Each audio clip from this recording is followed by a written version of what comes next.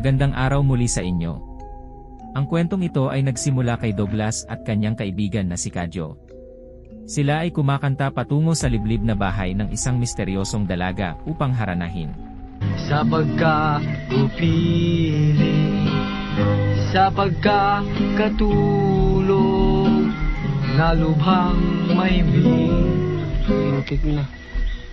Sa di maipaliwanag na pakiramdam ni Kadyo, ay umalis ito kaagad at iniwan mag-isa si Douglas. Ayoko na. Ha? Teka, bakit? Ayoko na. Sa ibang May araw na kapauwi lang. na dito na tayo. Sa ibang araw na lang. Uy, may kapauwi na dito na nga tayo. Pinagpatuloy nito ang pagharana sa napakagandang dalaga. Na lubhang mahimbing. Buksan ang bintana at ako'y dungawin nang mapagtanto mo ang tunay kong pagdaing.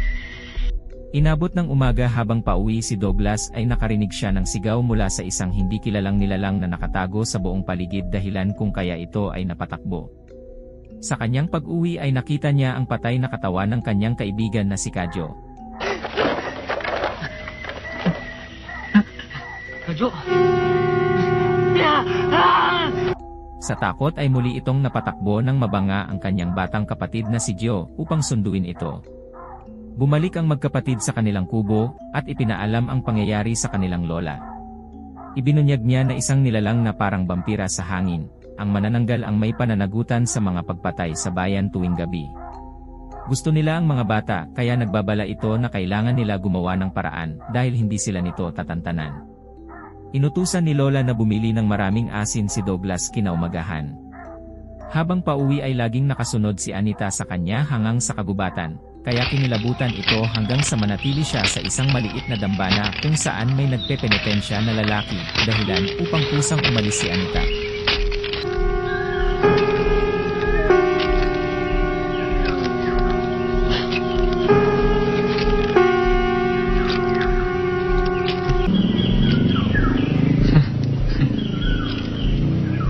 Nakatulog at inabot si Douglas ng gabi sa dambana, nang masaksihan ni Douglas si Anita, na nagbagong anyo bilang isang manananggal at lumipad.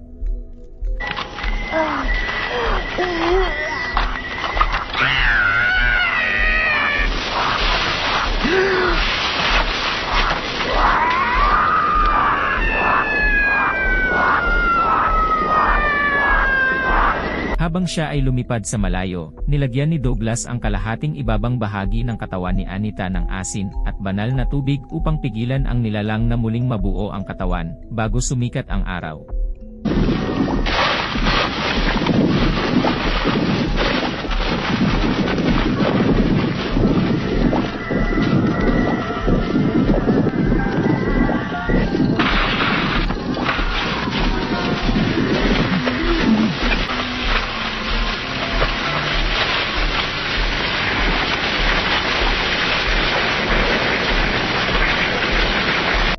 Muling lumitaw ang manananggal at nagsimulang habulin sina Douglas at Gio. Tumakbo ang magkapatid at nakarating sa kubo.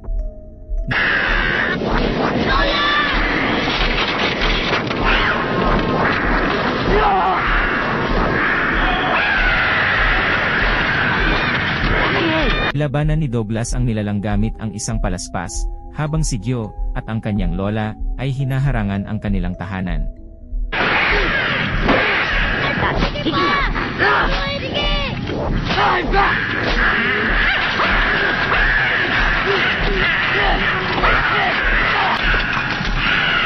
Pagsapit ng umaga, tumakas at umuwi ang manananggal. Ngunit nang malaman ni Anita na winasak ni Douglas ang kanyang ibabang bahagi ng katawan,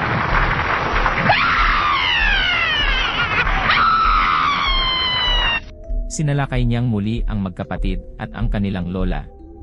Pumasok siya sa kubo at nakipaglaban at muntikan na itong matalo si Douglas, ngunit sa tulong ni Gio at ng kanyang lola, nagawa niyang itulak ang nilalang sa nakalantad na sikat ng araw kung kaya't ito ay namatay.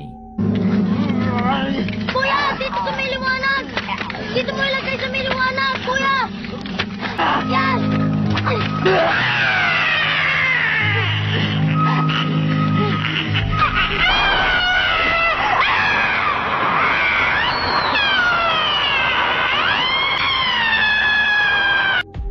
Nagtatapos ang kwento kung saan sinusunog ng pamilya ang labi ng manananggal.